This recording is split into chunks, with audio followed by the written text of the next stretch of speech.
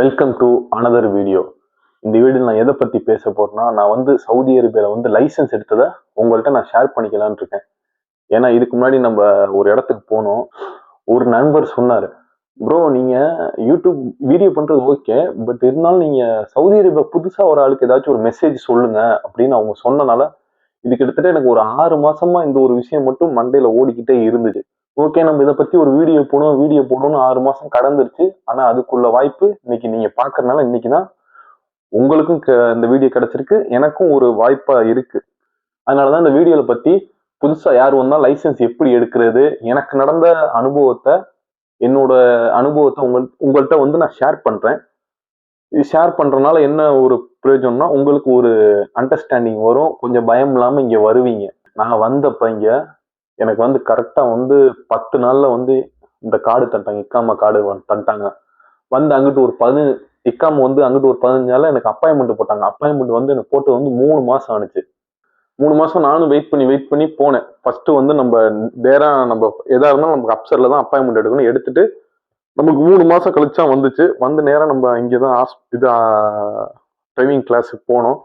போய் காரை ஓட்டி காமிக்க சொன்னாங்க. ஃபர்ஸ்ட் ஓட்டி காமிச்சோன்னே அவங்க நம்ம கிரேடை செட் பண்ணுவாங்க. எனக்கு எந்த ஒரு மொத்தம் 3 கேட்டகரி இருக்குங்க. ஒன்று வந்து 500, இன்னொன்று வந்து 1000 ரியால், 1000 ரியாலு, இன்னொரு வந்து 1500 ரியாலு. 3 கேட்டகரியில எந்த கேட்டகரி இவனுக்கு செட் ஆகுன்னு நம்மளை ஓட்டி பார்த்து நேராக ரிசப்ஷன் போக சொன்னாங்க. வந்து பார்த்தோம்னா அவங்க கரெக்டாக வந்து 1500 பணம் கட்ட சொன்னாங்க. ஏன்னா எனக்கு அப்பாயின்மெண்ட் போடலே இவனுக்கு கார் ஓட்ட தெரியாது, சுத்தமாக தெரியாதுன்னு போட்டனால நமக்கு 1500. இதே நம்ம இன்னொரு நண்பர் வந்தாரு கம்பெனில இருந்து, அவரும் ரியாத்துல இருந்தா இங்க வந்தாரு. அந்த நண்பர் வந்து இங்க வந்தாங்க. அவங்களுக்கு எவ்வளவு லைசன்ஸ் கேட்டேன். எனக்கு வந்து 500 ரியால் தான் அப்படின்னா. எனக்கு மட்டும் உங்களுக்கு அப்பாயின்மெண்ட் போடல மாத்தி போட்டுருங்க, உங்களுக்கு கார் ஓட்ட தெரியாது சுத்தமா, அதனாலதான் உங்களுக்கு அமௌண்ட் கூட வருது. நான் அது மாதிரி நம்ம மேனேஜர்கிட்ட போய் சொன்னேன்.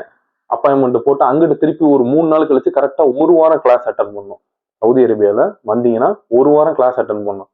முதல் நாள் போனேன், காரு 3 நாள் ஓட்ட சொன்னாங்க. 3ஆம் நாளே கம்ப்யூட்டர் டெஸ்ட்.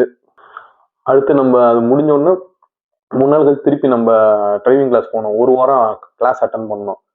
நம்ம போன 3 நாள்ல 2 நாள் வந்து காரு ஓட்ட சொன்னாங்க, ஓட்டணும்.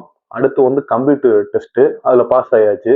அடுத்து 4ஆம் நாள் பாத்தீங்கன்னா நம்ம கம்ப்யூட்டர் காரு, அதாவது அந்த டிரைவிங் கிளாஸ்க்குள்ளே கம்ப்யூட்டர் கார் இருக்கு, அதுல பாஸ் ஆகணும்.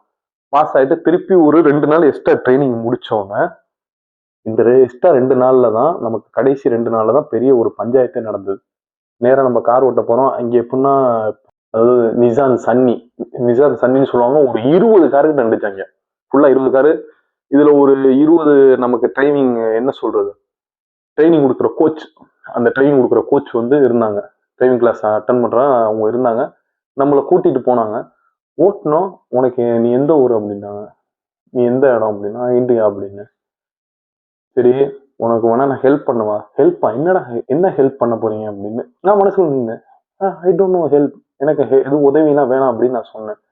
இல்ல நீ கார் ஓட்ட மாட்டேங்கிற, திடீர்னு நல்லா எனக்கு ஹெல்ப் பண்ணோன்னா, சரி காரை போ, நேரா போ, இங்க போ, கார் ரிவர்ஸ் சைடு அப்படின்னா.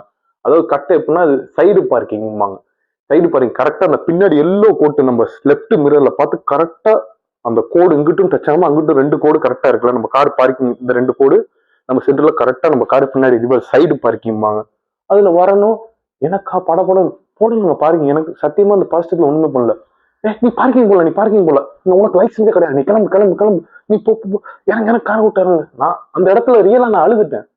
என்னடா அது, ஏன்டா அப்படி இருக்கானுங்க அப்படின்னு ரொம்ப எனக்கு மனசு டிப்ரெஷன். நம்ம ஊருக்கு போய் என்னடா பண்ண போறோம், நம்ம இப்பெல்லாம் வந்து இங்க நிறைய பிரச்சனை இருக்கு நம்ம ஊர்ல வேற, நம்ம போய் என்னடா பண்ண போறோம் அப்படின்னு நம்ம நினைச்சுக்கிட்டு ரொம்ப அவர்கிட்ட அழுதுங்க. அதுக்கப்புறம் தான் அவர் சொல்றாரு, எதுக்கு இது பண்ணாங்கன்னா காசுக்கு.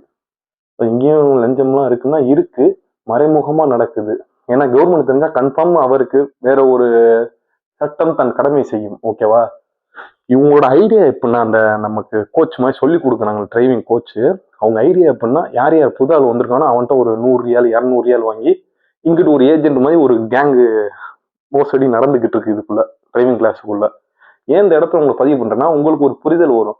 எக்காரணத்து கொண்டு நீங்க டிரைவிங் கிளாஸ் எல்லாம் இப்ப பணம் கட்டி கரெக்டா 3 நாள் கார் ஓட்டுறதுக்கு உங்களுக்கு தனியா ஒரு, அதாவது டிரைவிங் கோச் வந்து நார்மல் கோச் வந்து உங்களுக்கு சொல்லி கொடுப்பாங்க. எக்காரணத்து கொண்டு நீங்க அவங்கள்ட்ட எனக்கு 3 நாள் தான் இருக்கு, 4ஆம் நாள் எனக்கு மெயின் டிரைவிங் ஓட்ட போறேன், கிளாஸ் போறேன், நல்லவங்களோட முடியுது அப்படின்னா இதை அவங்க கனெக்ட் பண்ணி நம்மள அடிப்பானுங்க. 50 ரியால் கொடு, 100 ரியால் கொடு, உனக்கு பாஸ் போட்டுறேன், நீ நல்லா ஓட்டுற அப்படின்னு. உனக்கு லைசன்ஸே கிடைக்காது. திருப்பி நம்ம கடைசி நாள் தாங்க, அந்த கடைசி நாள்ல வந்து நமக்கு கோச், நார்மல் கோச் ஓட்டு கொடுத்துட்டு பெரிய ஆளு ஆபீசர், நம்ம ஆர்டிஓன்னு சொல்லுவாங்கல்ல, ஆர்டிஓ கடைசியா வந்து பார்ப்பாங்க. அன்னைக்கு நான் மறைஞ்சு மறைஞ்சு உட்காந்துருக்கேன். நம்ம அன்னைக்கு சொன்னாலும் வந்துருவானோ அப்படின்னு நினைச்சேன். உட்காந்து அவங்க பேர் வருஷப்படி அந்த கரெக்டா இங்க 7:30 ஆஜராயிருக்கணும். 7:30 ஆஜராயிட்டா நம்மள மாதிரி ஒரு 20 பேர் கரெக்டா அந்த பேர் லிஸ்ட்ல ஒவ்வொரு ஆளுக்கு அனுப்பிச்சுடுவாங்க. ஒரு 20 பேர் நிக்கிறாங்க கோச்சு. அதுல இவங்க சொல்றாங்க ஒவ்வொரு ஆளா பேரை கூப்பிட்டு வாசிங்க. நம்ம பேரை கூப்பிடவே இல்லை. கரெக்டா நம்ம ஆள் வந்துட்டான். கொஞ்சம் லேட்டா தான் வந்தாருன்னு வச்சுக்கோங்க. அந்த கோச்சு லேட்டா தான் வந்தாரு. உள்ள போய் ஏதோ ஆபீஸ் உங்களை நான் பேசி முகமது அரிஃபின் அப்படி நம்மள கூப்பிடுறாங்க. என்னடா அது, ஏன்டா இவன் கூட நீ கோத்துறியா? திருப்பி போனேன்.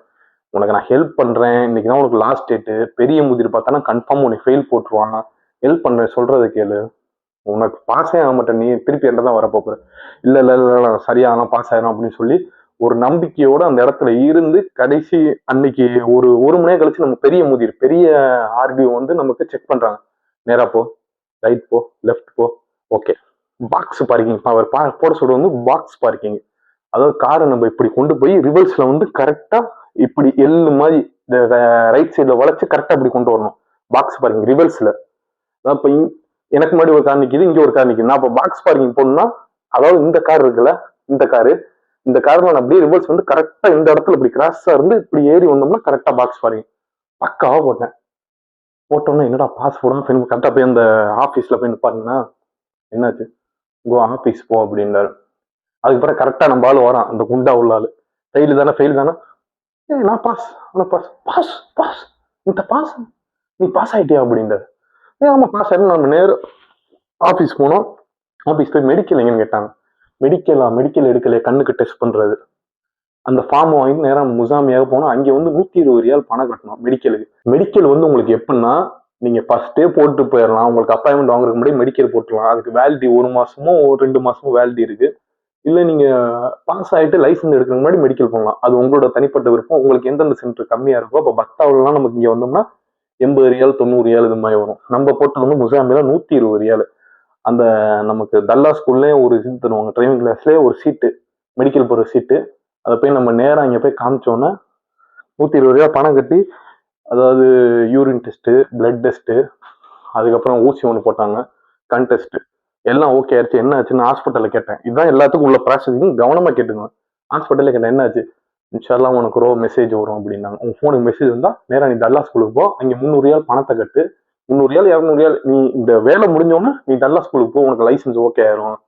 மெசேஜ் வந்தாலும் ஓகே ஃபிட்டு நீ லைசன்ஸுக்கு அப்படின்னு சொன்னாங்க. நம்ம போய் ஒரு 10 நிமிஷம் கழிச்சு மெசேஜ் வந்துருச்சு. நேராக தல்லா ஸ்கூலுக்கு போனேன். அவங்க அடுத்து என்ன சொல்றாங்கன்னா, பணம் நீ ஆன்லைன்ல தான் கட்டணும் லைசன்ஸுக்கு அப்படின்னு சொன்னாங்க. நம்ம முதிட்டு நேராக போனோம்.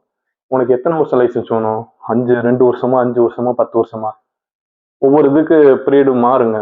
அதாவது வருஷம் கூட கூட கொஞ்சம் என்ன ஒரு 300, அதாவது 80 60 ரியால் கூட முன்ன பின்ன வரும். நீனே பார்த்து போறான்னு நமக்கு ஒரு இயரை போட்டாச்சு லைசன்ஸுக்கு. போட்டு முடிச்சோம். நேரா நம்ம போய் சீட்டை காமிச்சோம். நேரா அவர்கிட்ட கொடுத்தோம். அவங்க என்னமோ அரபியில பேசினாங்க. அப்ப அந்த அளவுக்கு அரபி தெரியாது. சிரிச்சுக்கிட்டே போலீஸ்காரன் வாங்கி, போலீஸ் இருக்காங்க, அந்த லைசன்ஸ் எடுக்கிற மட்டும் அவங்க போலீஸ் கிரீன் கலர் ட்ரெஸ் போட்டிருப்பாங்க, போலீஸ், டிராஃபிக் போலீஸ். அவங்க மட்டும் ஒரு ஆள் அந்த லைசன்ஸ் ஸ்கேனிங் பண்ணி உடனே, அப்ப நம்ம ஓகே இருக்கா இன்னைக்கு உடனே, அதாவது 2 மணி நேரத்துல இந்த வேலை எல்லாம் முடியுது. நேரா போனோம். ஓகே காரை கவனமா ஓட்டம் அப்படின்னு சொல்லி லைசன்ஸ் கொடுத்தாங்க. லைசன்ஸை வாங்கிட்டு நம்ம வந்தாச்சு. இன்னை வரையும் நான் காடோட பிரேயராலையும் உங்களோட பிரேயராலையும் இதுவரையும் ஒரு ஆக்சிடென்ட் கூட நடந்ததில்ல. ஒரே ஒரு தடவை 2 தடவை ஒரு ஆக்சிடென்ட் நடந்துச்சு. அதாவது நம்ம காரு சிக்னல் நிப்பாடினோம், பின்னாடி வந்து ஒரு லேடிஸ் எடுத்தாங்க. அதே மாதிரி நம்ம மேல ஒரு தப்பு எப்படின்னா, நம்ம டக்குன்னு முன்னாடி போனவங்க பிரேக் அடிச்சுட்டாங்க, நம்ம போய் லேசா போய் டச் பண்ணிட்டோம். ஏன்னா அவங்க ஒன்றும் பிரச்சனை நீ போயிரு அப்படின்னாங்க. அதனால என்னைக்குமே நீங்க சவுதி அரேபியால கார் ஓட்டுனீங்கன்னா ஒரு 10 மீட்டர் பஸ்ல இருப்பாங்க, 10 மீட்டர் டிஸ்டன்ஸ் விட்டு போங்க, உங்களுக்கு நல்லது. அப்பதான் டக்குன்னு பிரேக் அடிச்சாலும் உங்களுக்கு பிரச்சனை இல்லை. ஏன்னா பின்னாடி ஒரு ஆளுக்கு தான் பிரச்சனைங்க, உங்க மேலதான் பிரச்சனை, தப்பு வரும். ஏன்னா பின்னாடி இடிச்சா உங்க மேலதான் தப்பு. ஏன்னா நீங்க தானே வரீங்க, நீங்க தான் முன்னாடி போற வண்டியை பார்த்து போகணும். அதனால கவனமா வண்டி ஓட்டுங்க. இந்த ஒரு விஷயம் உங்களுக்கு யூஸ்ஃபுல்லா இருக்குன்னு நினைக்கிறேன். புதுசா வர ஆளுக்கு ரொம்ப பயனுள்ளதா இருக்கும். யாரும் உங்க நண்பர் யாரும் குவைத்தோ துபாயோ சில ரூல்ஸ் மாறும். பட் இருந்தாலும் நம்ம சவுதிக்கு யாரும் வந்தாலும் இந்த ஒரு மெசேஜை நீங்க ஃபார்வர்ட் பண்ணீங்க, நான் ரொம்ப நம்புறேன். இந்த ஒரு விஷயத்த உங்கள்கிட்ட நான் ஷேர் பண்ணதான் எனக்கு இன்னைக்கு ஒரு மனசுக்கு ஒரு பாரமா இருக்கு. அதான் பாரத்தை இறக்கி வச்ச மாதிரி இருக்கு. நம்ம இன்னைக்கு ஃப்ரீயா இருக்க டைப்னாலும் டக்குன்னு உங்களுக்கு மெசேஜ் ஒன்றும் இந்த இதை ஃபார்வர்ட் பண்றேன். அதனால எல்லாம் சேஃப் அண்ட் செக்யூரா இருங்க. சீட் பெல்ட் போடாம கார் எடுக்காதீங்க. இதே மாதிரி ஒரு நல்ல வீடியோல உங்களை பார்ப்போம். ஓகே, பாய்.